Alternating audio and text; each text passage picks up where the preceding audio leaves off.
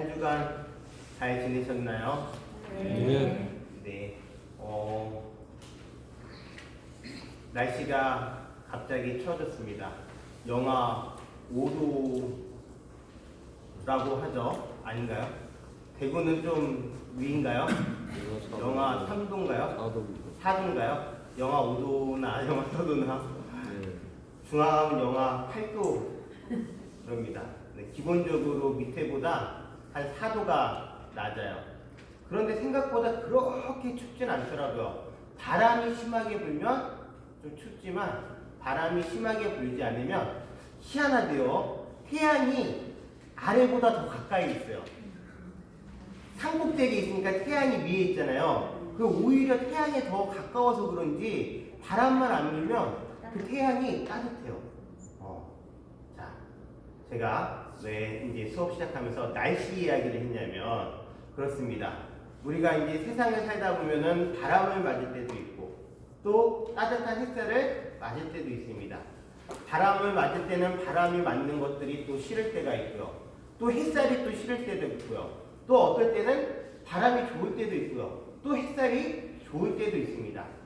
그 모든 것들 속에서 움직이지 않고서 잡아야 되는 것은 어떤 것? 바로 자기 마음이라는 거겠죠. 예전에 이런 예화가 있습니다. 한 스님이 길을 걷다가 다른 스님네 두 분이 싸우고 계시는 거예요. 왜 싸우냐고 보니까 깃발이 바람에 날리고 있었어요. 한 스님은 바람이 움직이는 것이다 라고 이야기를 하고 한 스님은 깃발이 움직이는 것이다 라고 주장을 하는 겁니다. 그때 그 스님, 지나가던 스님이 그 두 분 스님에게 뭐라고 말씀하셨는지 아세요? 깃발이 움직이는 것도 아니고 바람이 움직이는 것도 아니고 바로 스님네들 마음이 움직이고 있다라고 이야기했습니다. 자, 오늘 드디어 저희 부처님께서 마음이 움직이십니다. 맨날 북쪽을 등지고 앉아서 지금 어디서요? 왕사성, 라자가 중림정사에서 열심히 설법을 하고 많은 제자들과 공부를 하고 있을 때 어디서 소식이 계속 들려오나요? 고향에서 애타게 찾는 소식이 들려옵니다. 그 애타게 소식이 들려왔을 때 부처님이 어떻게 마음을 결정해서 움직였는지에 대해서 오늘 공부를 할 겁니다. 제목은 무엇이죠? 고향에서의 전법. 부처님 마음이 깃발처럼 또는 바람처럼 흔들렸었는지 아닌지 한번 보도록 하겠습니다. 자, 읽어보겠습니다. 깨어있음은 불사의 길이며 깨어있지 못함은 죽음의 길이다. 깨어있는 사람들은 죽지 않지만 깨어있지 못한 사람들은 죽은 자와 같다. 우리는 불교를 공부하면서 깨달음이라는 말을 많이 듣습니다. 들어보셨나요? 깨닫는다. 근데 그 깨닫는다가 상당히 추상적이에요. 무엇을 깨달아야 되는지 우리는 잘 모를 때가 많이 있습니다. 그런데 그 깨닫는다라는 것은 여기서 보면은 다른 뜻이 아니라 깨어 있음입니다. 어디에 깨어 있을까요? 누구에게 깨어 있을까요? 바로 내 자신에게 깨어 있는 것 자체가 무엇이라고요? 바로 깨달음이라는 겁니다. 우리는 자기 자신을 놓치고 살 때가 많나요? 적나요? 매우 많습니다. 깨달음이라고 해서 너무 크게 상정할 것이 아니라 나 하나만이라도 잘 깨어 있어서 나를 붙잡고 있고 나에 대해서 잘 알아차리고 있는 것이 큰 깨달음입니다. 나에 대해서 잘 알고 있을 때 옛날에 그런 거 있죠? 지피지기면 백전백승이다. 우리가 저희 마음에 또는 다른 번뇌에 지는 이유는 자기 자신에 대해서 잘 모르고 있기 때문입니다. 오늘 수업 시작하면서 좀 유인물을 먼저 볼 겁니다. 왜 이런 것들을 지금 보고 나서 부처님의 고향에서의 전법에 대한 이야기하기 때문에 자, 먼저 오늘 나눠드린 유인물 보도록 하겠습니다.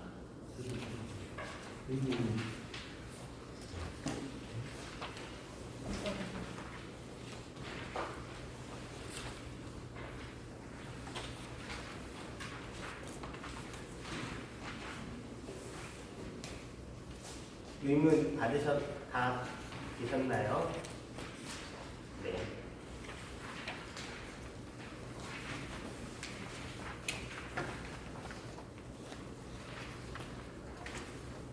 다 받으셨죠? 읽겠습니다. 브라움인 하긴 메타포는 부처님께 여쭈었다. 제목이 무엇이죠? 괴로움은 어디서 옵니까? 어느 날 브라움이, 지금 바람은 지금 학생인 메타포라는 분이 누구를 찾아가서 부처님을 찾아가서 여쭙니다. 근데 지금 출가한 사무는 아니죠. 그러니까 비구는 아닙니다. 다른 종파에 있는 바라문 계통의 분이에요. 그래서 부처님을 부처님이라 부르지 않고 뭐라고 부를까요? 이제 호칭을 높여서 부르는데 부처님이라고 부르진 않고 존자님께 여쭙니다. 그럽니다. 존자님께 여쭙니다. 존자님은 지혜를 통달하고 마음을 완전히 맑히신 분이라고 생각합니다. 저에게 말씀해 주십시오. 이 세상의 갖가지 괴로움은 어디서 오는 것입니까? 우리 부처님의 전공 과목이 무엇인가요? 부처님의 전공 과목. 네. 부처님의 전공 과목은 괴로움입니다. 괴로움을 분석해서 괴로움에서 벗어나신 분이기 때문에 전공 과목이 괴로움이에요. 네. 그래서 괴로움에 대해서 아주 잘 여쭤봤죠. 어디서 오는 것입니까? 부처님은 말씀하셨다. 맺답고요. 그대는 괴로움이 어디서 오는지를 물었다. 나 자신이 찾아낸 진리의 길을 그대에게 말하리라. 만들어낸 게 아니에요. 찾아나시고 발견하시고 우리에게 그것을 여실히 보여주신 분이 있어요. 모든 종류의 괴로움은 어디에서 온다고요? 근본적인 집착에서 온대요. 여러분들, 우리가 우리 자신에 대해서 깨어있지 못한 이유가 뭐 때문일까요? 내 자신에 대해서 내가 깨어있지 못하는 거 뭐 때문일까요? 정신없어서요? 그 정신없는 거 어디서 올까요? 집착에서 오는 거예요. 우리가 어떤 생각이 계속 일어나죠. 무언가를 하면서도 한 번 일어난 생각이 계속 집착을 하기 때문에 내 자신에 대해서 깨어있지 못해요. 어떤 사람에 대한 분노가 일어나면요. 지금 내가 밥을 먹으면서도 지금 뭐하죠? 밥이 코로 넘어가는지 입으로 넘어가는지 누구랑 얘기하는지도 모르고 뭐 생각해요? 분노의 대상을 생각해요. 그것도 일종의 무엇이죠? 바로 집착이에요. 그리고 모든 괴로움은 거기서 와요. 깨어있지 못함은 집착에서 오고 또 집착은 괴로움을 만드는 거예요. 이런 이치를 모르는 사람은 집착을 하게 되고 어리석은 자는 계속해서 괴로움을 겪게 된다. 깨어있다라는 거, 깨닫는 분이라는 거는 지혜 있는 분이에요. 우리가 어리석기 때문에 집착을 놓아버리지 못하고 계속 거기에 굴레에 빠져들어서 무엇을 계속 만들어내고 있다는 거죠? 괴로움을 만들어내고 있다는 거예요. 그러므로 괴로움이 어디서 일어나는지를 보는 사람은 집착을 해서는 안 된다. 존자님은 분명한 대답을 주셨습니다. 존자님께 여쭙니다. 저에게 말씀하여 주십시오. 그러면 어떻게 지혜로운 사람은 피안이라는 것은 지금 여기 우리가 사는 곳을 이쪽 언덕이라고 해서 차안이라고 합니다. 이쪽 언덕을 다른 말로라고 얘기하면은 사바세계, 즉 고통을 감내해야 되는 곳. 그것이 우리가 사는 사바세계요. 그것을 넘어서 저기 강 건너에 있는 세계를 뭐라 그런다? 우리가 정토라고 얘기하고 불국토라고 얘기하는 고통이 없고 괴로움으로부터 벗어난 무엇이라고 한다? 저쪽 언덕, 피안이라고 이야기합니다. 자, 피안에 이릅니까? 어떻게 그들은 태어남과 늙음과 슬픔을 초월할 수 있습니까? 이것을 설명해 주십시오, 성자여. 그대의 견해는 분명하기 때문입니다. 맺답고요. 전해드린 이야기가 아닌 내가 깨달은 진리를 그대에게 말하리라.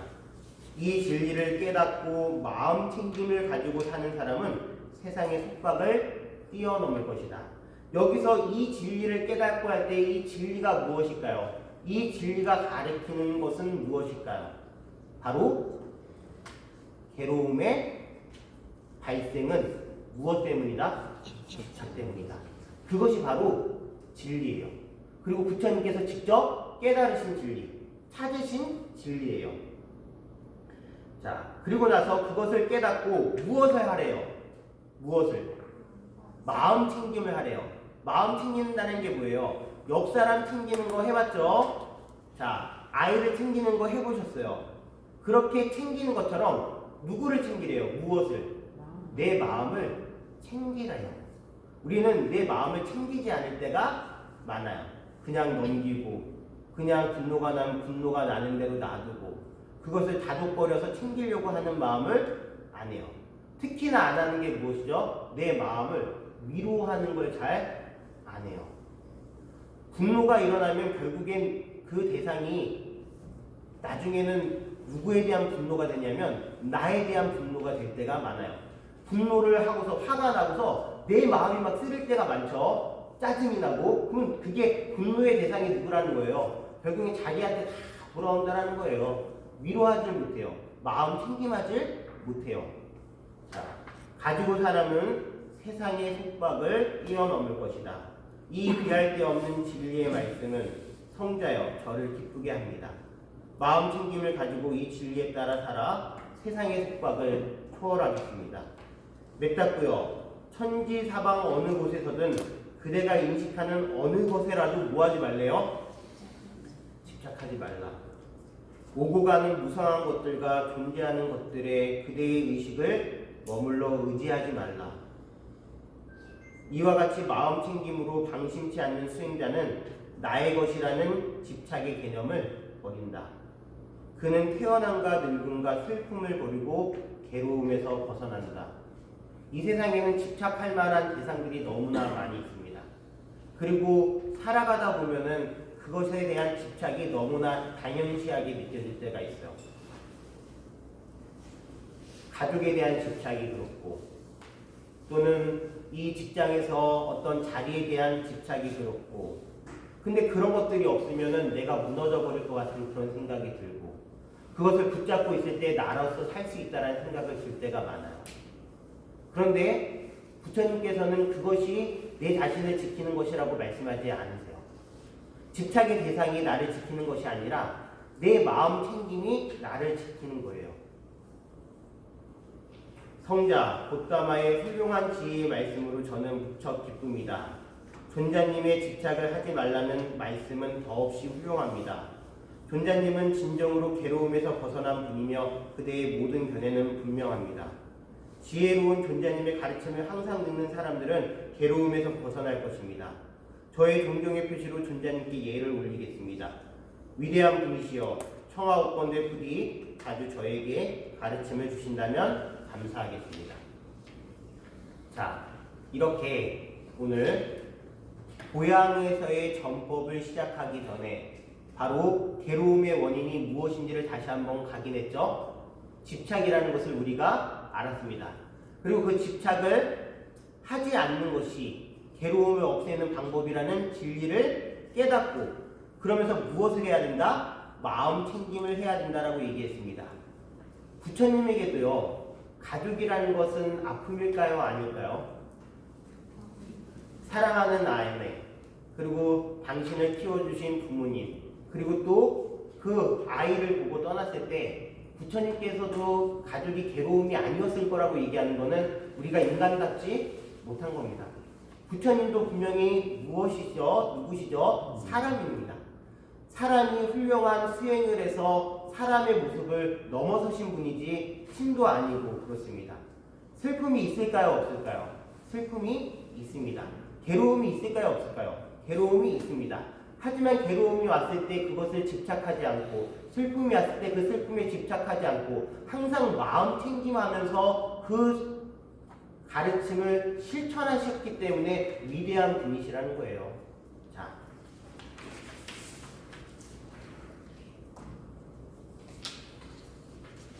부처님께서 깨달음을 얻으시고 나자가에 가셔서 전법을 하신 지 2년이라는 시간이 지났습니다. 스토다나원, 즉 부처님의 아버지께서는 이제 소식을 듣습니다.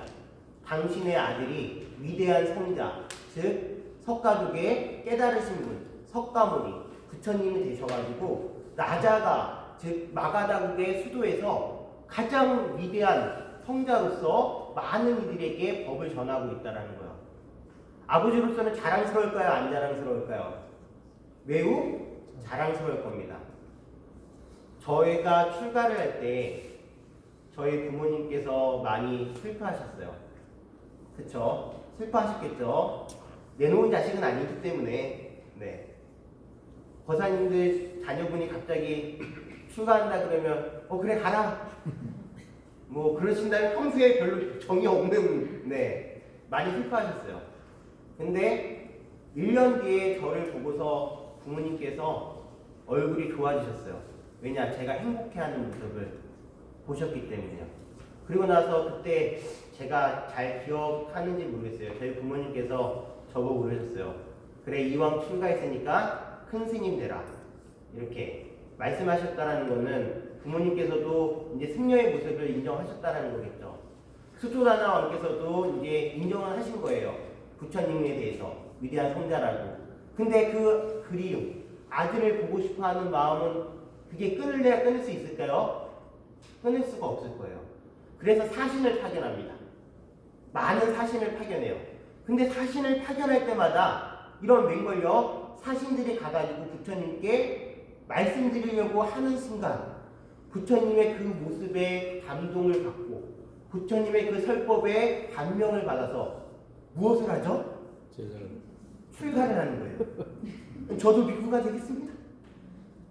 이거는 하몽차사랑은 달라요. 네, 하몽차사랑은 다르고 부처님의 그 모습에 모두가 감명을 받아서 비구가 됩니다. 보내놓으면 안 오고 보내놓으면 안 오고 보내놓으면 안 옵니다. 그래서 안 되겠다 싶어가지고 이제 수조다나 왕께서 누구를 보내시냐면 부처님과 아주 친하게 지냈던 친구를 보내게 됩니다. 그 친구에게 부탁을 하게 되죠. 근데 지금 보여드릴 영상은 친구가 간 건 아닙니다. 이제 우리가 부처님 일대기를 보면서 또 드라마 보다랑은 좀 차이가 있는 부분이 있으니까 그냥 그런 줄 아시고 어떤 내용인지 잠깐 보도록 하겠습니다.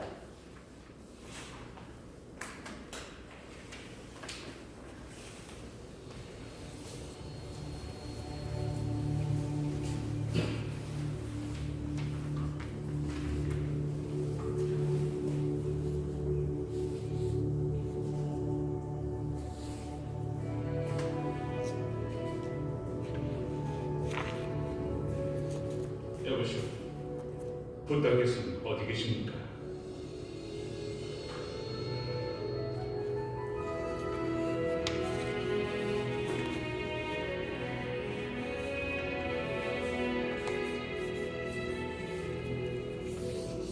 태자마마, 태자마마, 샤카스는 잡았다. 샤카스는 잡았다.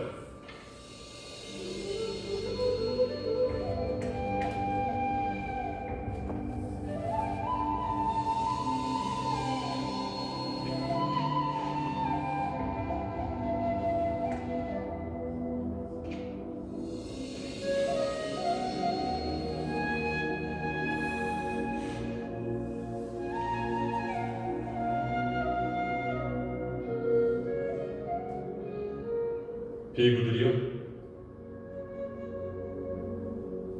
여긴 내 절친한 친구 찬나. 나한테 아버지가 되신 아마티아시다. 카필라와스토의 대신이지.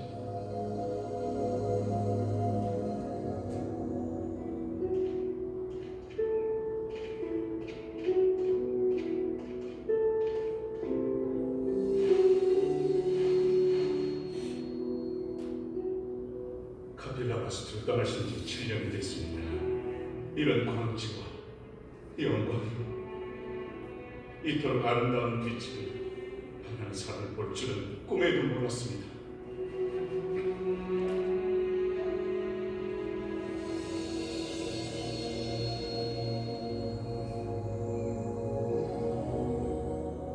어머니와 아버지께서 잘 지내시는지요? 왕자님이 떠나신 후에는 그 얼굴에서 기쁨이 사라졌습니다. 이제 대왕은 건강도 악화되고 있어요. 샤카베이도 마지못해 간신히 가십니다.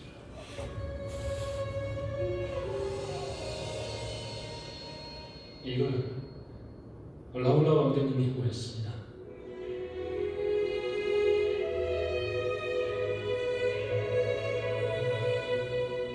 라울라. 많이 컸죠. 왕비모함께 고집을 부려 이걸 태자마마께 전해야 한다 했습니다. 태자마마처럼 총명하고 모든 과목에 출중하죠. 항상 아버지를 그리워한다.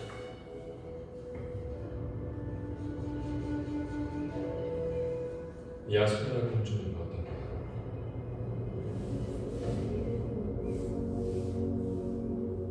야수다라 공주님에 대해서는 아무 말도 드리지 않겠어요. 카필라바스트에 오셔서 공주님의 상태를 직접 확인하세요. 내 질문에 답을 얻으면 그 즉시 당신하고 라울라한테 돌아올게.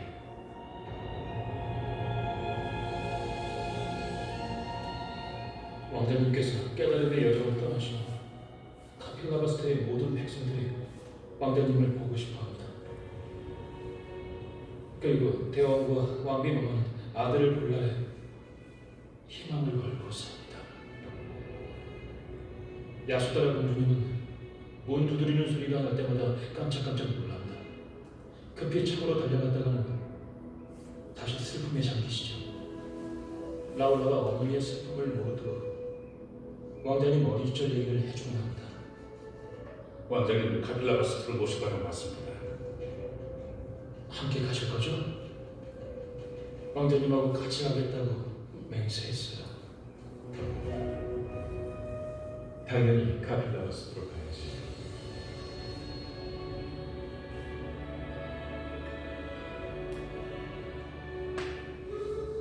내가 당신한테 약속했죠, 야수다. 당신이 나 나갈 거야.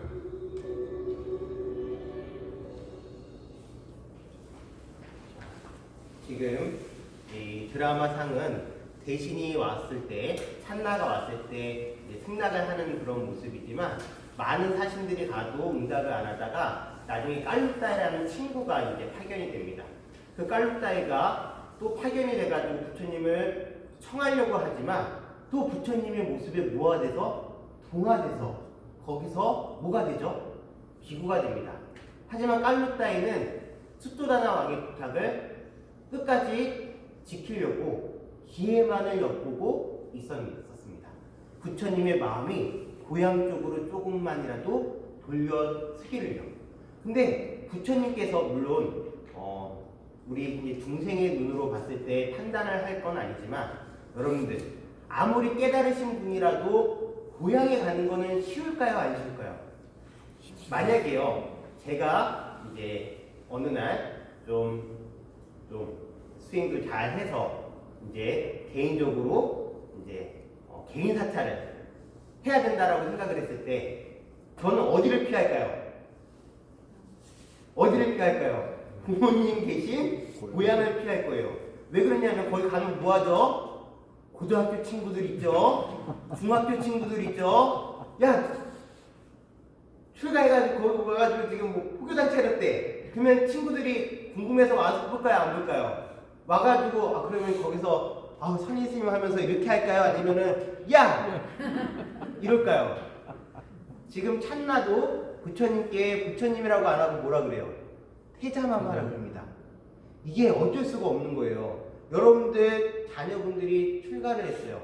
스님이 돼서 딱 만났는데 그 자녀에게 스님 이렇게 할 거의 없어요. 아무개야, 아들아, 내 새끼 이렇게 하죠. 고향은 그렇게 어려운 장소예요. 집착의 큰 대상이면서 어려운 장소. 부처님께서도 깨달음을 얻으시고 2년이라는 시간 동안을 그렇게 또 설법을 하면서 고향에 갈 때를 적합한 시기를 보신 거라고 생각해요.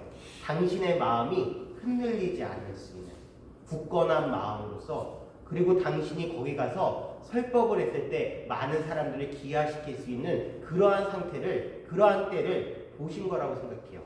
적정한 때를요. 이제 드디어 부처님의 마음이 움직이십니다. 그래, 가겠다라는 마음을 결정하십니다. 깔루따이가 기뻐서 이제 어디로 가죠? 카필로 앞으로 가서 이 소식을 막 전합니다. 그때 전할 때 우리 교재에는 깔루따이가 부처님을 칭송, 찬양하는 그러한 글이 실려져 있습니다. 물론 깔루따이가 직접 하지 않고 이 글을 쓰신 분들이 각색을 하고 했겠지만 이 부분이 왜 중요하냐면 부처님의 온전한 모습을 저는 그대로 담았다라고 생각을 합니다. 한번 볼게요. 185페이지를 보겠습니다.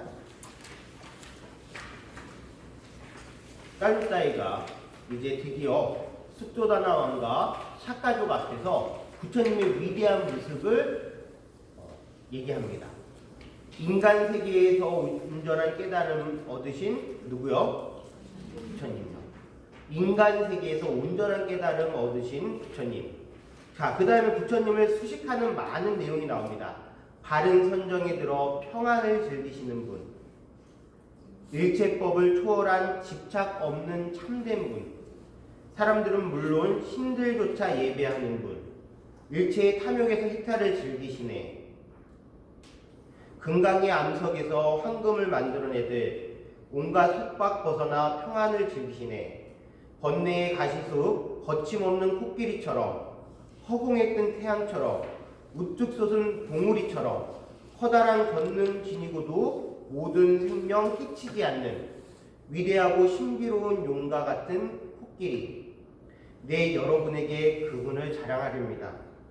온화함과 자비로움은 그분의 앞발, 고행과 범행. 여기서 범행이라는 것은 무슨 뜻이냐면 불교 수행을 얘기하는 게 바로 범행입니다. 범행은 그분의 깃발, 믿음의 코로 진리를 탐구하고 지혜와 평정이 상아처럼 빛납니다. 온갖 가르침 가득 담긴 두둑한 배, 외떨어진 꼬리처럼 고독을 즐기는 분, 가건 서건 앉건 눕건 그 코끼리는 늘 몸과 마음이 선정에 든답니다. 청정하고 맑은 공양 따뜻하게 받아주고 순수하지 않은 공양 받지 않으시며 구차하게 목숨에 집착하지 않으시니 어떤 허물도 그분에게 찾아볼 수 없답니다. 온갖 번뇌 끊어 없애고 일체 속박 벗어나 자유롭게 논일며 구속되지 않는 분, 세상에 태어나 이 세상에 살면서도 어떤 욕심에도 물들지 않는 분, 새하얀 저 연꽃과 같답니다. 부드러운 향기의 사랑스러운 빛깔, 더러운 물에서 나고 그 물에서 자라도 물과 지는 게 더러움에 물들지 않는답니다. 이것이 깔루따이가 어디에 가서요? 고향에 가서요. 당신이 본 부처님의 모습을 뭐 한 거죠? 말씀드린 겁니다. 저는 왜 이것을 깊은 의미로 받아들이냐면 부처님께서 먼저 오셨을 때 솔직히 그래요. 행색이 초라할까요? 안 초라할까요? 부처님은 무슨 옷을 입으셨죠? 분소위를 입으셨습니다. 여러분들 분소위라는 게 뭐냐면은 인도에서는 이제 시체를 태우죠. 태워요, 안 태워요? 태웁니다. 그 시체를 태우고 썩어서 문드러지고 하는 그런 조각들을 모아서 엮어놓은 옷이 무엇이다? 분소위예요, 분소위. 시체 썩은 냄새, 똥 냄새, 모든 것들을 그걸 다 빨아가지고 그 조각을 묶어서 만든 옷이 무엇이에요? 분소위예요. 그 분소위를 입으신 부처님, 진흙바로 하나를 들으신 그 부처님이 고향에 오시면은요, 많은 샷가족들이 실망을 할까요, 안 할까요? 당연히 실망합니다. 사람은 뭐에 먼저 눈이 가죠? 행색에 먼저 사로잡힙니다. 근데 깔루따이가 와서 지금 부처님의 인덕의 고묘함을 이렇게 깊게 설명을 했습니다. 그리고 나서 이제 부처님께서 길을 나섰습니다. 많은 제자들과 함께 여러분들 교재에 보면은 육심유순이라고 되어 있어요. 유순.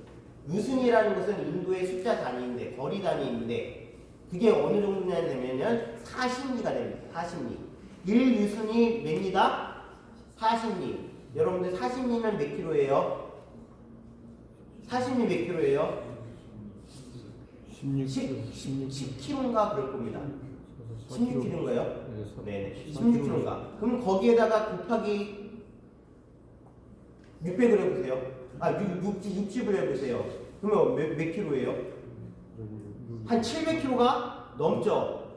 우리나라가 이 몇 킬로가 행단이 되죠, 이렇게? 종단인가? 몇 킬로예요? 어마어마한 거리예요. 제가 숫자 단위도 낮아가지고 그 어마어마한 거리를 걸어서 오세요. 차가 있는 게 아니에요.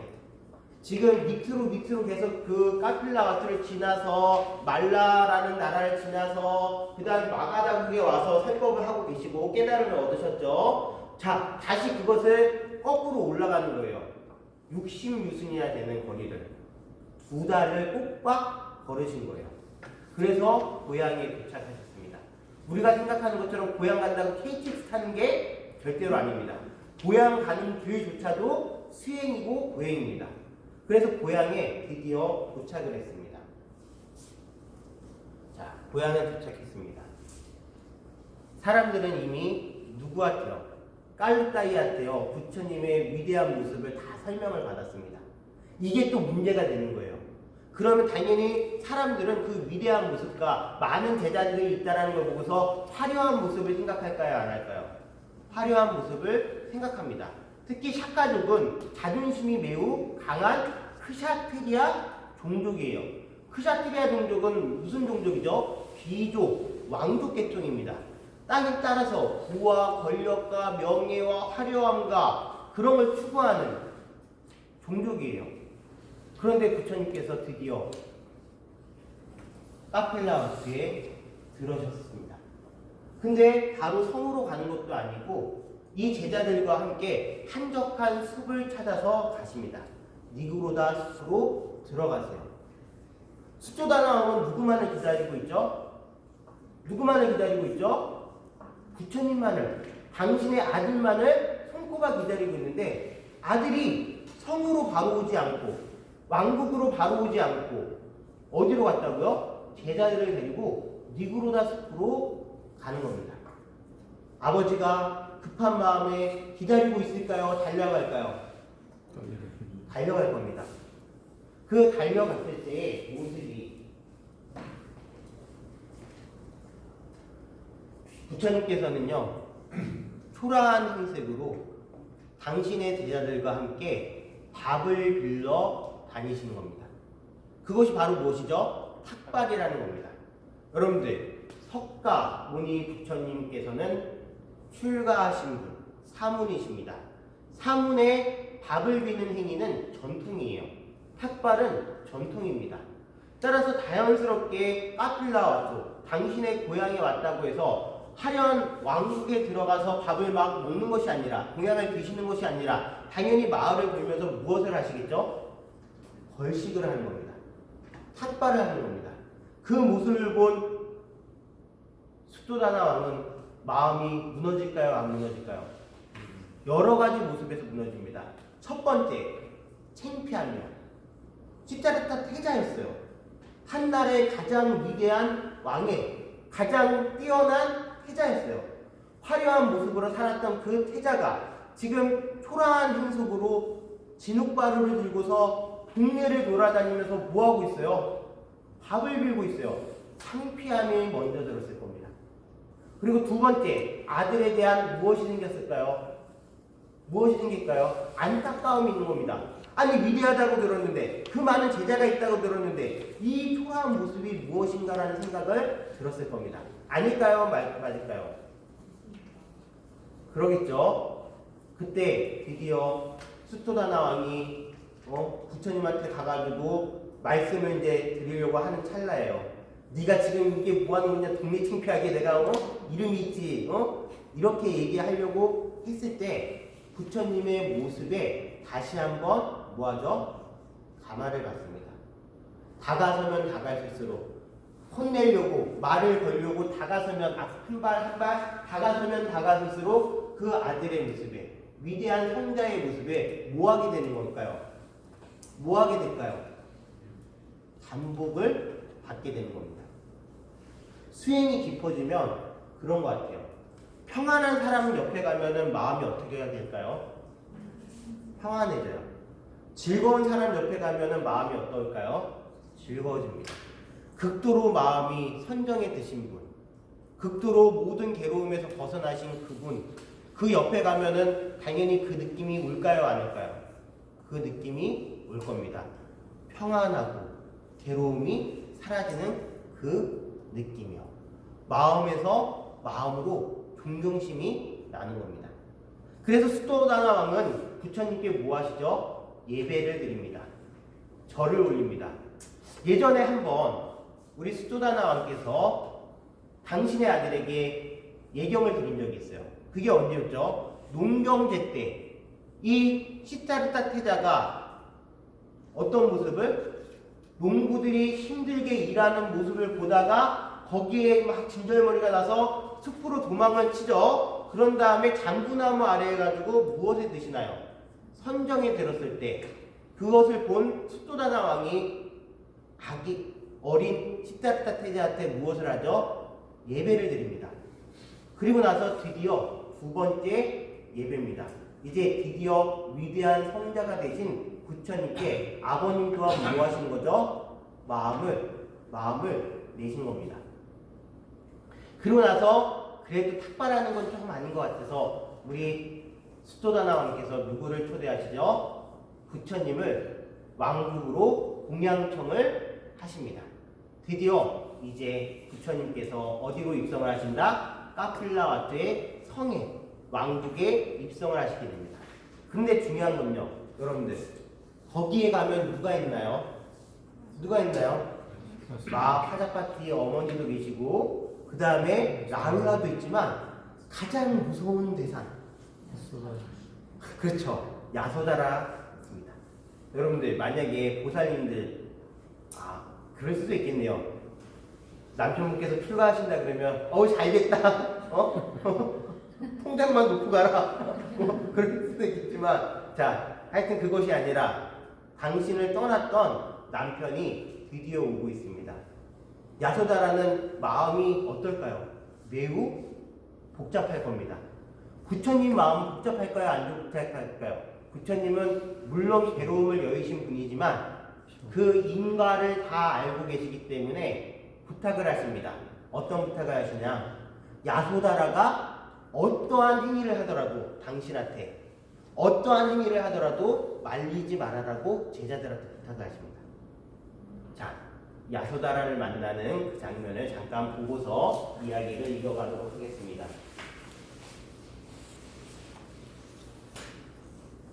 지금 제가 일부러 이 영상을 이렇게 지금 보면 화면이 여러 얼굴들이 모습이 겹쳐져 있죠? 지금 제가 왜 그렇게 해놨냐면 부처님의 시선이 그렇게 많은 가족들을 보면서 아마 그러한 모습을 보지 않았을까라는 생각에 이 장면을 캡처를 해가지고 했습니다.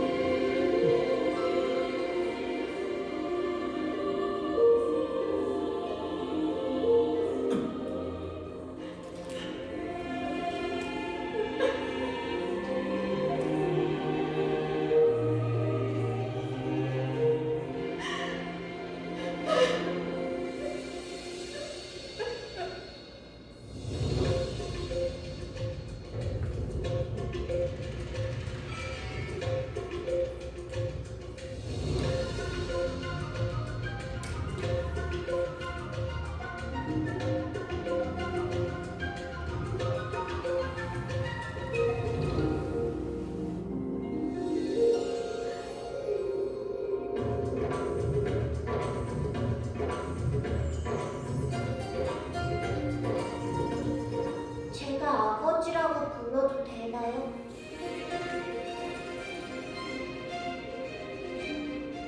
그럼 아들,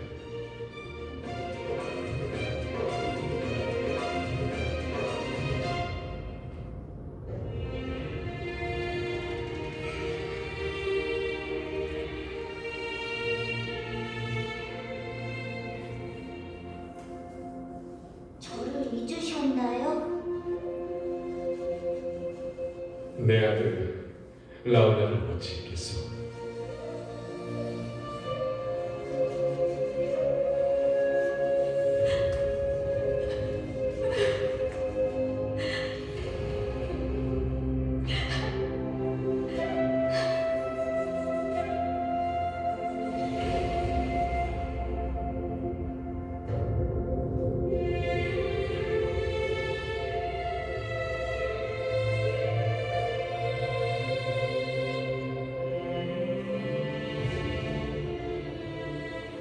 난간나요? 난다는 곧 도착할 거야. 내가 온다고 알려놨어. 야소다군요. 방에 있다. 오지 않겠다는구나. 아니, 제가 야소다한테 가야 해요. 고통과 아픔을 주는 사람, 저니까요.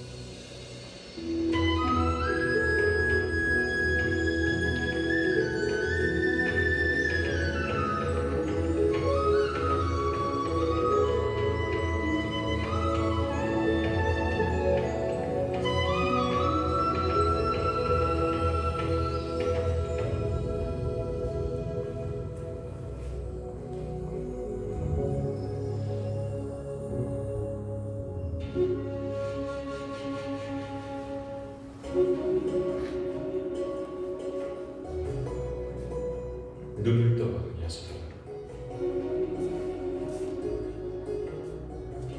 당신을 만나러 왔어. 내가 떠났던 그곳으로.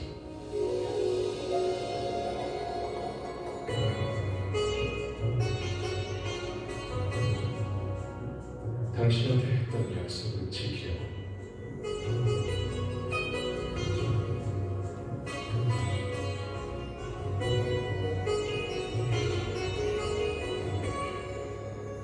आरंभ हो गई निर्वाण प्रथा सुनो सुनो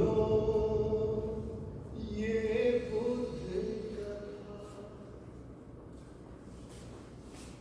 여러분들은 모르시겠지만 전 이 장면을 보면서 울었습니다.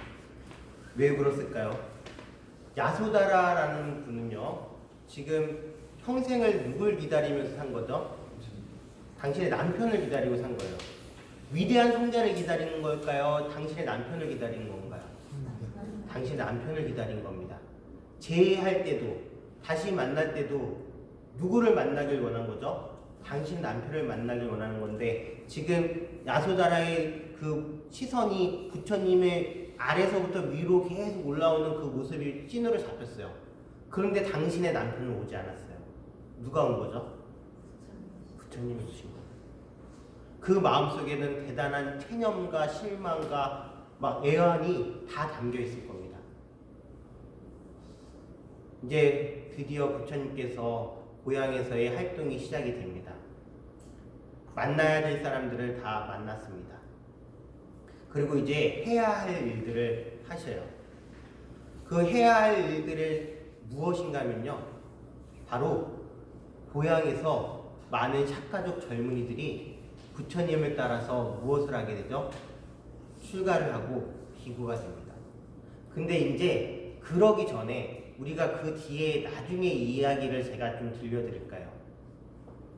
석가족은 멸망을 할까요? 멸망하지 않을까요? 석가족은 멸망을 합니다.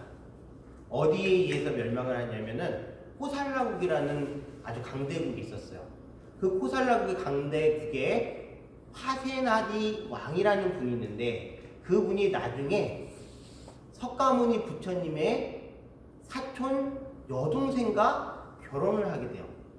근데 이제 이 사이에서 어떤 문제가 일어나냐면 그게 이제 누구냐면 마하나마라는 분이 이 좀 복잡한 관계예요. 이제 노예랑 사랑을 나눠가지고 낳은 아이 일종의 이제 노예를 그 소녀를 공주라고 속여가지고 파세나니가 왔을 때 시집을 보내요. 근데 그 신분 관계가 드러나지 않다가 나중에 이 둘 사이에서 낳은 아이 이름이 유리입니다.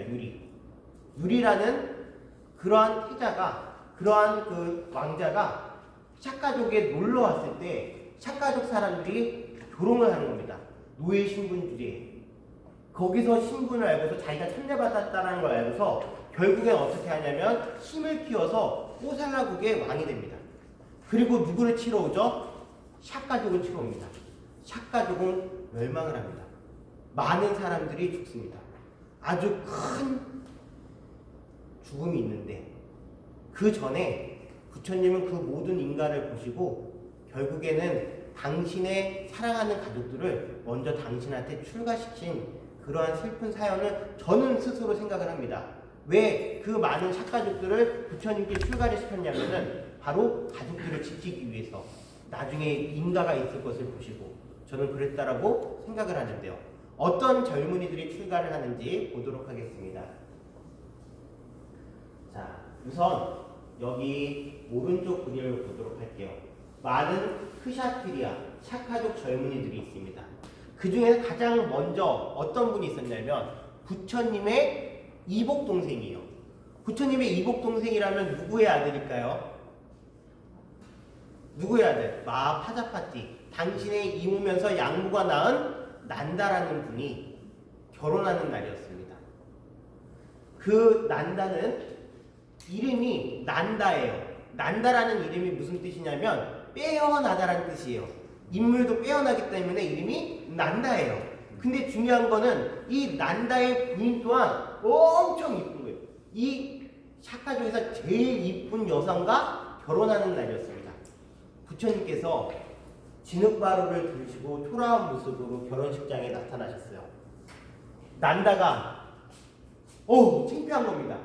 지금까지 그렇게 위대한 태자, 하나도 남부끄럽지 않은 태자, 우리 형, 그 위대한 형이, 그 당당한 형이 초라한 모습으로 바루 하나를 들고서 자기의 결혼식장에 있는 겁니다.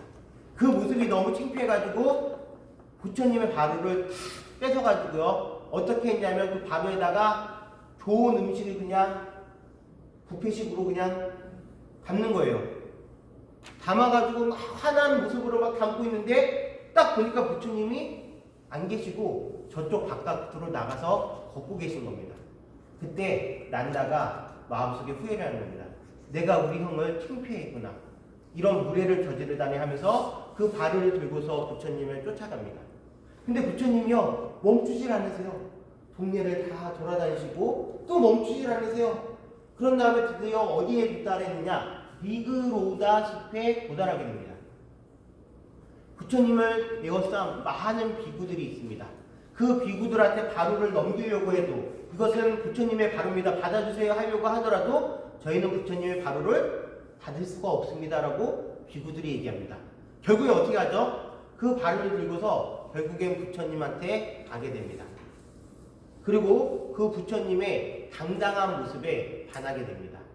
행색은 초라하지만 걸음걸이 하나하나가 너무나 선정해 드신 그 모습이 위대해 보이십니다. 마음속에 후회가 느끼는 거예요. 내가 이 위대한 형을 내 스스로 창피하다니 말도 안 된다라고 생각을 합니다. 그리고 나서 이제 부처님 곁으로 딱 가는데 부처님께서 말씀하십니다. 난다요. 비구가 되거라. 그 순간 난다가 얼떨결에 네 하게 되는 거예요. 문제는 이제 여기서 생긴 겁니다. 난다는요, 누구랑 결혼을 하려고 했다고요? 이미 결혼식도 울린 거예요. 크샤트리아, 거기 삭가족에서 가장 이쁜 여성과 결혼을 하려고 했다는 거예요. 떠나온 부인이 생각이 날까요, 안 날까요? 매일같이 부인 생각만 나는 겁니다. 매일같이요. 비구가 됐는데도 누구 생각만 한다고요? 부인 생각만 해요. 너무 이쁜 부인. 그래서 한날은요, 부처님께서 난다를 찾아갑니다. 난다요, 원숭이랑 그리고 너의 부인하고 비교했을 때 누가 더 이쁘냐? 그러니까 당연히 뭐라 그러죠? 저의 부인이 더 이쁩니다. 그때 부처님께서 신통력을 부려서 난다를 어디로 데려가시냐면 천상세계로 데려가십니다. 천상세계 갔더니 누가 있나요? 천녀들이 있는 거예요. 난다가 천녀들을 보고 왔어요. 부처님께서 여쭤보십니다. 난다야, 네 각시가 이쁘냐? 천녀가 이쁘냐? 천녀가 이쁜데요? 네가 수행만 열심히 하면 천상에 태어나서 이제 천녀랑 결혼할 수 있을 것이다 라는 얘기를 듣고서 난다가 뭐하죠? 열심히 공부하려는 마음을 갖습니다. 남자는 좀 나쁜. 네. 근데 이제 중요한 거는 그것을 부처님께서 장로들이 있는 데에서 난다에 대한 그 이야기를 들려주세요. 난다가 그 이야기를 듣고서 장로한테 그 얘기를 하는 모습을 보고서 당신 스스로 무엇이 느껴지죠? 거기에 색에 빠졌던 창피함을 느낍니다. 그래서 난다는 감각기관을 잘 절제하는 가장 뛰어난 수행자가 됩니다. 당신이 감각기관을 잘 제어하지 못했음을 알고요. 자, 난다라는 분이 출가를 했습니다. 참 대단하죠, 부처님? 그 나라의 태자, 다음 왕이가 될 당신의 동생을 뭐 한 거예요? 아버지랑 어머니한테 뺏은 거예요. 그 상실감이 클까요, 안 클까요? 큽니다. 그런데 문제는 더더군다나 또 생겼습니다. 이제는요, 야소다라가 라울라에게 얘기를 합니다. 너의 아버지는 부자다. 너의 아버지는 크신 인물이다. 네가 가가지고 아버지에게 유산 상속을 해달라고 얘기하거라. 라울라가요, 아버지를 찾아갑니다. 누구죠, 아버지가? 부처님을 찾아갑니다. 부처님을 찾아가가지고 뭐하죠? 이제 얘기합니다. 어머니가 시킨 대로. 아버지, 유산 상속이요. 유산 상속해주세요. 그랬더니 부처님께서 뭐 하실까요? 돈을 줄까요? 왕위를 줄까요? 부처님께서 유산 상속할 수 있는 게 뭐예요? 바로 법이라는 겁니다. 그래서 그 옆에 있는 누구 같아요? 바로 사리부타한테 라울라를 뭐하라 그러죠? 머리를 깎이라 그럽니다. 그리고 라울라는요, 부처님이 10대 제자라고 우리가 알고 있지만 정확하게는 누구의 제자인가요? 사리부타의 제자입니다. 사리부타가 화상이 된 겁니다. 그래서 부처님께서는 누구한테 라울라를 출가시켰다? 사리부타한테 출가시켰습니다. 이제 난리가 난 겁니다. 누가 난리가 났을까요? 숫도다나 왕이 난리가 났습니다. 네가 간 것도 모자라서 왕위를 물려받은 네 동생들을 데려가. 이제는 피덩이 같은 그 제일 애지중지하고 가장 사랑을 많이 줬던 누구를 빼어서 갔다?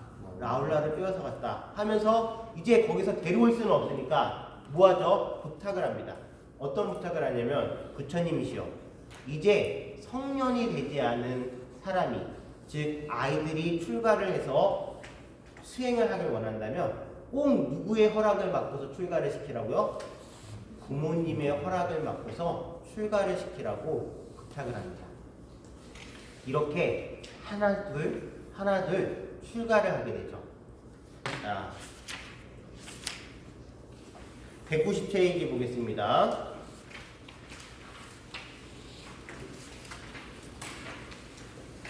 제가 잠깐 읽고서 뛰어넘었던 그런 부분이 있습니다.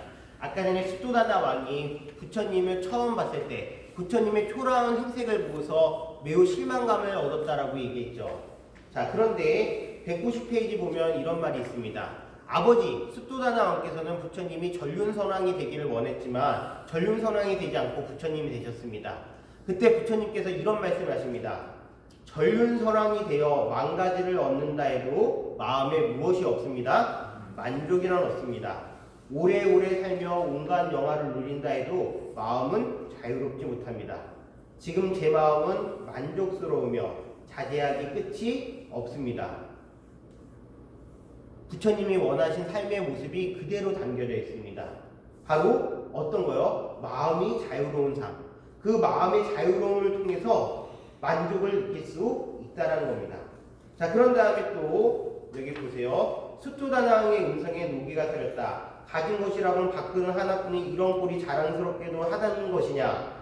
산의 대장부가 부끄럽지도 않느냐? 아비에게 보일 모습이 고작 이것이냐? 라고 했을 때 부처님은 눈길을 낮추고 부왕의 거친 숨결이 가라앉기를 기다렸다. 이윽고 조용히 말씀하셨다. 요게 중요해서 제가 잠깐 다시 멈춘 겁니다. 읽어보겠습니다. 지혜와 삼매는 저의 돼지, 천명의 제자는 저의 아들. 깨달음을 여는 무엇이요? 7가지 구석. 왕이여, 저는 이미 모두 얻었습니다. 전륜선왕이 얻을 수 있는 것을 비교한 겁니다. 큰 대지, 넓은 대지는 부처님에게는 어떤 것이 넓은 대지라고요? 지혜와 삼매가 넓은 대지라는 겁니다. 넓은 국토라는 겁니다. 자, 그 다음에 1000명의 제자는 그 수많은 아들들, 전륜성왕이 가질 수 있는 1000명의 아들들과 똑같다는 얘기입니다. 그러면서 전륜성왕이 가질 수 있는 7가지 보석보다 더 중요한 보석이 있다는 겁니다. 그것을 뭐라 그러느냐? 우리 불교에서는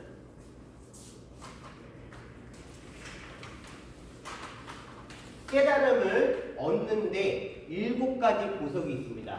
그걸 뭐라 그러냐면 7가지랍니다. 7가지.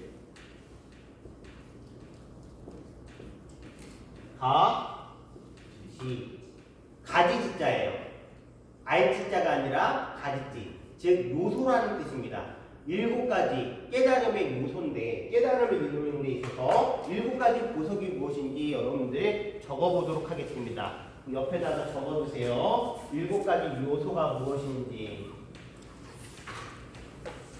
첫 번째, 마음 챙김.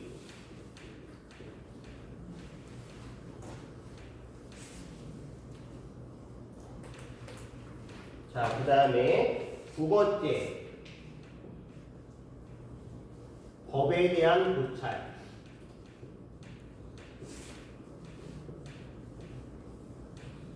세 번째, 정진.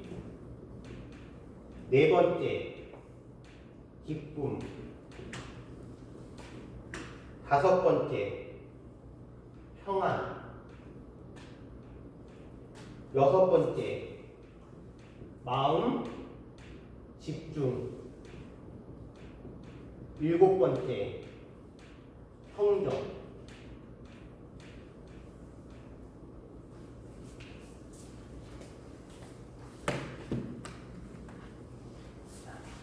깨달음을 얻는데 7가지 방법이 있대요. 우리를 도와주는 요소예요. 무엇이라고요? 첫 번째, 마음 챙김이요. 2번째 무엇이요? 법에 대한 고찰이요. 3번째 무엇이요? 정진이요. 4번째 무엇이요? 기쁨이요. 5번째 무엇이요? 평안이요. 6번째 무엇이요? 마음 집중이요. 7번째 무엇이요? 자, 이게 하나하나 떨어져 있는 것 같이는 보이지만 다 연결되어 있는 겁니다. 마음 챙김, 즉 산란한 내 마음을, 나라는 사람을 잘 들여다봄으로써 그 마음 챙김이 됐을 때 진리에 대한 고찰이, 즉 괴로움에 대한 고찰이 생길까요? 안 생길까요? 괴로움에 대한 고찰을 할 수 있는 겁니다. 집착에 대한 고찰을 할 수 있는 겁니다.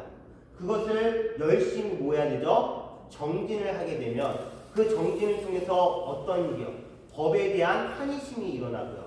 그 법에 대한 환희심을 통해서 무엇이? 마음의 평안이 일어나고 그 평안에 대해서 뭐 하는 거죠? 집중하는 거예요. 다른 거에 집중하는 게 아니라 그 평안한 마음에 대한 집중을 했을 때 무엇이 이루어진다? 모든 번뇌로부터의 벗어나 평정이 이루어진다는 얘기예요. 이것이 우리 부처님이 가지고 있는 7가지 보물이라는 겁니다. 이해하셨나요? 근데 여러분들 이거를 분명히 말씀드려도요, 이게 또 솔직히 죄송해요. 불자님들의 문제점이 뭐냐면, 이것을 듣고도 또 뭐하죠?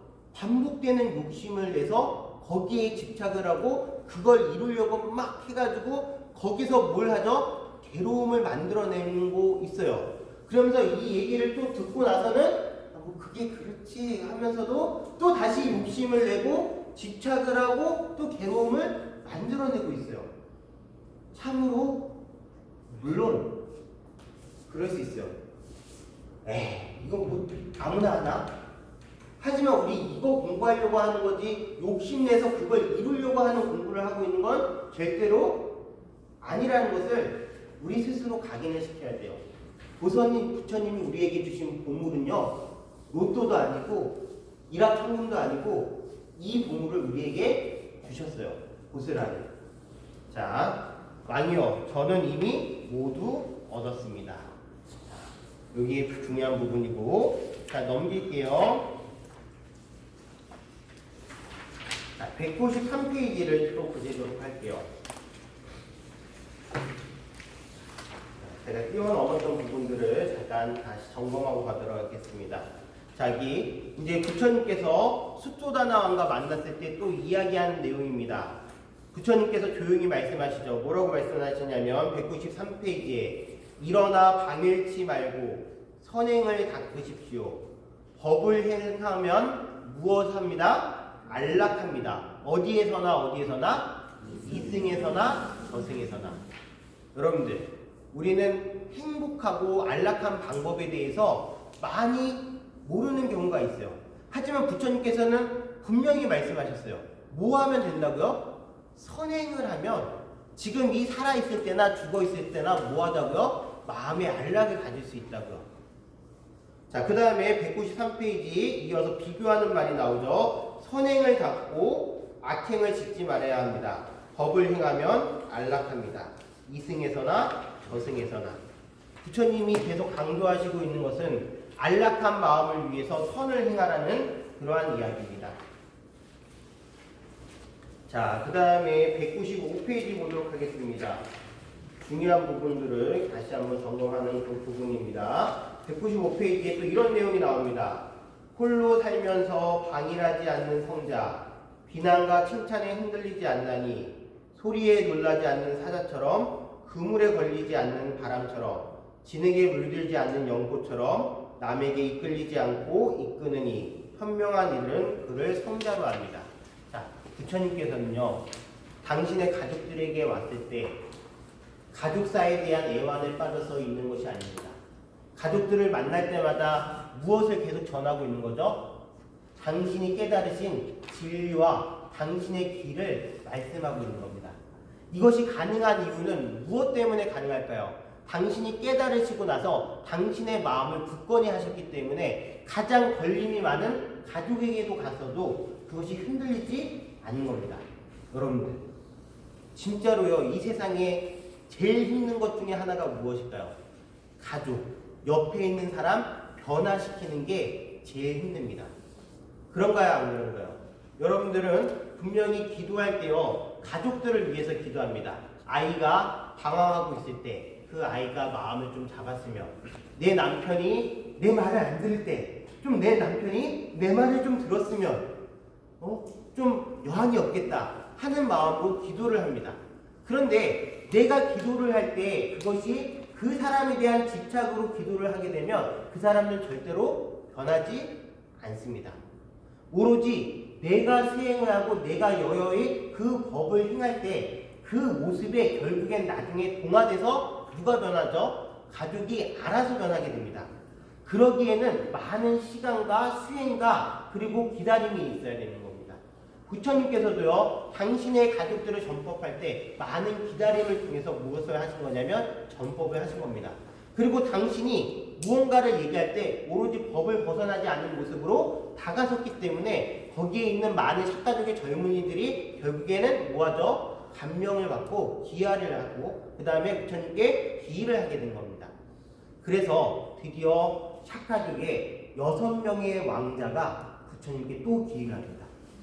난다뿐만이 아니라 이제 정반왕의 아들이 아니라 제가 이름이 갑자기 감로왕이라는 분이 있어요. 아니, 정반왕, 감반왕. 하여튼 이 정반왕의 누구죠? 동생들의 아들들이 출가를 하게 됩니다.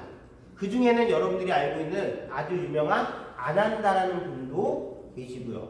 아난군자. 그 다음에 또 여러분들이 알고 있는 데바다자도 있고요. 또 아나율이라는 분도 있습니다. 자, 어디를 보시냐면 204페이지를 보겠습니다.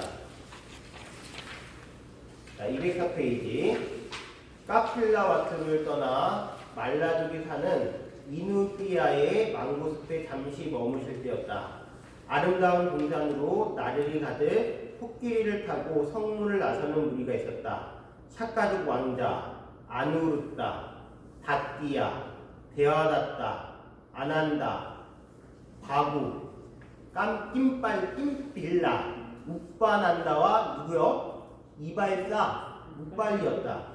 자, 그런데 여러분들이 거기에 보실 때 다띠아라는 분은 왕족이 그러니까 왕자는 아닙니다. 다띠아라는 분은 대신이에요. 대신. 이분까지 포함해서 7명의 샤카족의 귀족들과 그 다음에 이발사인 우빨리가 출가를 하는 게 되는데요. 거기에 보시면은 이 아누르따라는 분을 보실게요. 아누르따는 여러분들이 알고 있는 천안제일 아나율이라는 분입니다. 아누르따는 형이 마하나마라는 분이에요. 아누르따의 형이 마하나마라는 분인데, 자, 여러분들 보실게요. 부처님께서 이제 왕위를 계승할 수가 없어요. 게다가 왕위를 계승해야 하는 누구를 데려갔죠? 난다를 데려갔어요. 그러면 이제 숫도다나왕, 정반왕의 아들 중에는 왕위를 계승할 사람이 있어요, 없어요? 없어요. 그쵸? 그래서 당신 동생의 누가요? 아들이 이제 왕위를 계승해야 돼요. 그 중에 마하나라는 분이 있어요. 이 마하나마라는 분은 매우 총명한 분이시에요. 나중에 석가족을 지키기 위해서 당신이 희생을 하세요. 근데 문제는 당신이 출가를 하고 싶었는데 당신은 출가를 할 수가 없어요. 왜냐? 내가 출가를 하면 아누르따가 왕위를 물려받아야 되는데 아누르따는 너무 금리야 오기야 애지중지키였어요. 아무것도 몰라요. 만약에 왕을 보면요, 나라를 그냥 망칠 수도 있고 아누르따가 별로 좋지가 않아요. 그래서 어떻게 결정하냐면 자기는 출가를 하고 싶지만 남고 누가를 출가시키죠? 아누르따를 출가시킵니다. 아누르따는 천성이 좀 게으르고 너무 잘 살았어요. 그래서 진짜 공부하기를 너무 싫어한 거예요. 어느 날 살법하는 시간이었습니다. 아누르따가 또 후버 조는 거예요. 많은 대중들 앞에서 부처님께서 아누르따를 질책을 하십니다. 아누르따요, 너 지금 출가해가지고 그렇게 게으른 모습으로 맨날 살법하는데 조냐? 이 얘기를 들은 아누르따가 뭐하죠? 마음에 경각심을 느끼고 그때부터 밤잠을 자지 않고서 눈에 입수시계를 끼고 열심히 공부를 합니다. 결국에는 아누르따는 무엇을 잃게 되냐면 시력을 잃습니다. 시력을 잃지만 그 공부의 힘으로 무엇을 얻으시죠? 천안을 얻으십니다. 그래서 그 분이 천안제일 아나율이라는 분이에요. 자, 그 다음에 거기에 보시면은 우빨리라는 분 계시죠? 우빨리라는 분은 어떤 분이시냐면은 원래 석가족의 이발사였습니다. 이발사가 뭐 하는 분이죠? 머리를 다듬는 일을 하는 분입니다. 석가족의 귀족들, 왕자들이 출가를 할 때 우빨리, 이발사도 함께 따라갔습니다. 왜 따라갔을까요? 왜 따라갔을까요? 삭발해 주려고. 그렇죠. 출가하려면 뭐 해야 되죠? 삭발해 줘야 되는데 삭발해 주려고 따라갔는데 우빨리가 이제 따라갔다가 이제 샤카족의 왕들이 우빨리에게 자기가 갖고 있는 폐물들을 다 건네주고서 가지고서 다시 고향으로 가라고 합니다. 근데 우빨리도요, 무엇을 하고 싶어 하는 거죠? 출가해서 비구가 되고 싶은 겁니다. 그래서 결국엔 그 받은 폐물을, 그런 화려한 장신구들을 나무에 걸어놓고서 귀족 왕자들한테 와가지고 저도 출가를 하고 싶습니다라고 얘기를 합니다. 그때 부처님한테 간 왕자들이 누구를 먼저 출가시키나요? 바로 우빨리를 먼저 출가시킵니다. 그 이유가 있습니다. 부처님께서 항상 샤가족에게 경계하라고 한 것이 있어요. 샤가족은 자만심이 너무 강하다는 겁니다. 교만심이 너무 강하다는 겁니다. 그래서 그 자만심과 교만심을 내려놓으라고 알려준 겁니다. 그래서 이 왕자들이 왜 우빨리를 먼저 출가를 시켰냐면 출가 먼저 한 사람이 무엇이 되죠? 사형이 됩니다. 그렇죠? 차제, 즉 순서가 위가 되는 거예요. 그래서 우빨리를 뭐로 모시기 위해서? 사형으로 모시기 위해서. 그래서 우빨리한테 먼저 출가를 하고 그 다음에 우빨리에게 경배를, 예배를 먼저 드리고 나서 그런 다음에 삭발을 합니다. 출가를 합니다. 교만과 자만심을 내려놓기 위해서요. 그 우빨리는요, 재단, 즉 이발을 잘했던 그 성품으로 무엇을 잘하셨냐면 계율에 대한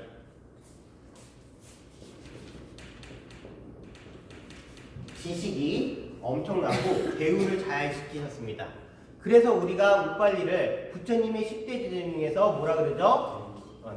지계제일 우빨리라고 얘기하는 겁니다. 우리가 경전을 보면요, 맨 처음에 경전에서 이렇게 시작합니다. 여시 아문, 나는 이와 같이 들었다. 그런데 경전에서 나는 이와 같이 들었다라고 얘기할 때 그 나는 누구를 얘기할까요? 누구를 얘기할까요? 부처님을 가장 오랫동안 시공한 아난이라는 분이 주체입니다. 내가 부처님을 모시면서 나는 이와 같이 들었다. 그래서 경전을 정립한 존자는 누구다? 아난 존자라면, 증명한 존자가 아난 존자라면 계율에 대해서, 율장에 대해서 증명한 분은 누구시다? 바로 지계제일 우빨리라는 분이 율장에 대한 증명을 하십니다. 이해하셨나요? 자,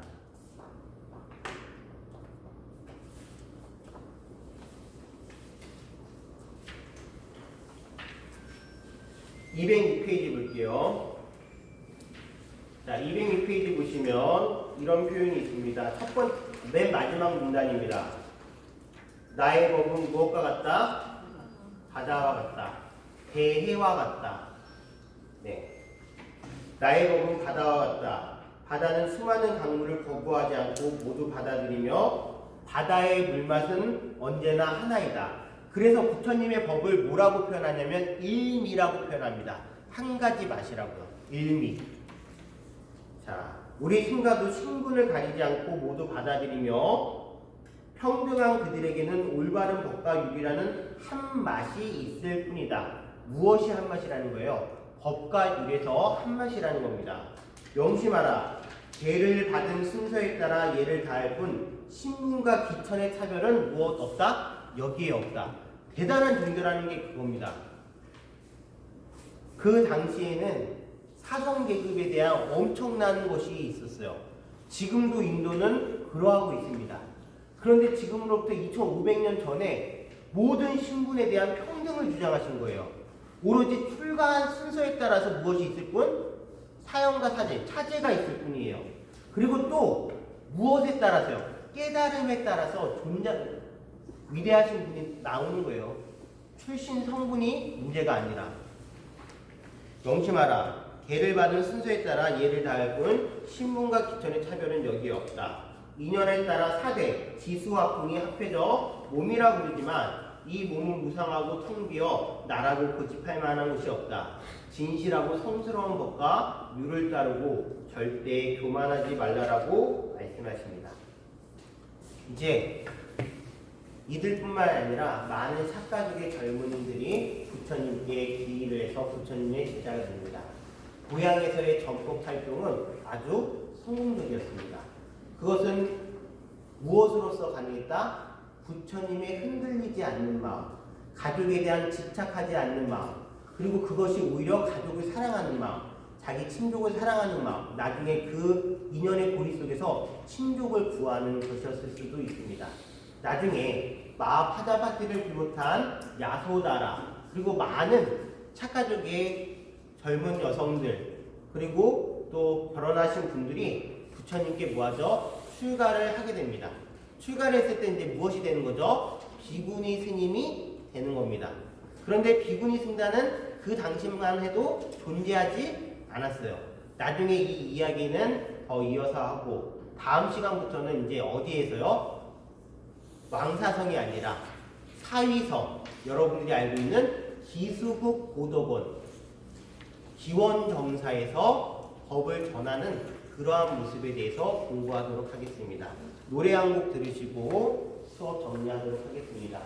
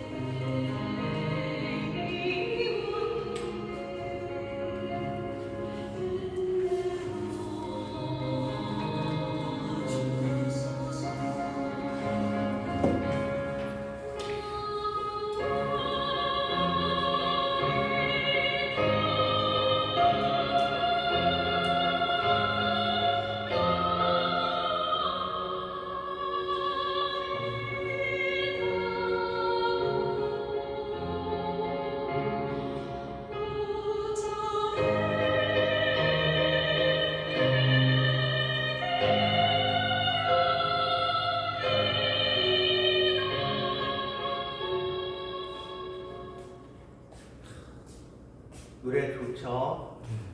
이번 크리스마스 때는 꼭 부처님께 기이합니다 이 노래를 들으시며 따뜻한 연말 맞이하시기 바랍니다. 네, 그러면 다음 수업 시간 때 뵙도록 하겠습니다.